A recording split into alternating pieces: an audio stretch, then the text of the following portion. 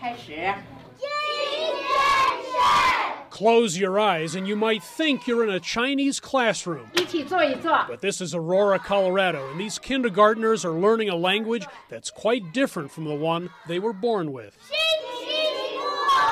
Except for 50 minutes a day of English-based instruction, it's been all Mandarin Chinese all the time for these youngsters since last August. Their little brains are just stuffed full of so much information those first couple weeks that kids get to the car and they zonk out immediately.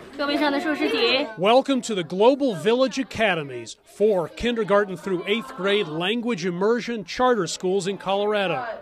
Here, about 300 students are soaking up and sometimes struggling with Chinese. It's really cool, the language that they speak, because it's kind of really hard. Mostly the characters. They're really hard to write for me sometimes. It is a little bit tough, but after a while it gets easier. Administrators of Chinese language programs tell us those programs have become more popular with American students as China has assumed a larger role on the world stage.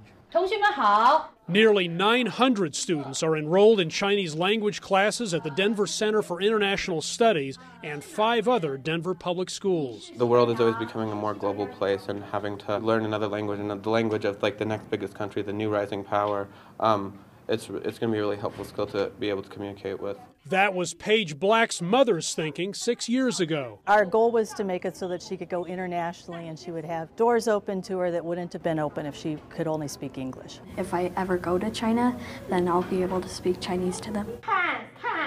Children's brains are believed to absorb languages easily.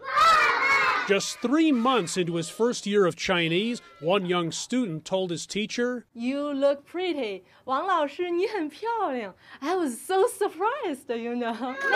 compliments of this intensive instruction. If you speak another language, there's usually a bonus somewhere. Hendrik Sabrandi, CCTV, Aurora, Colorado.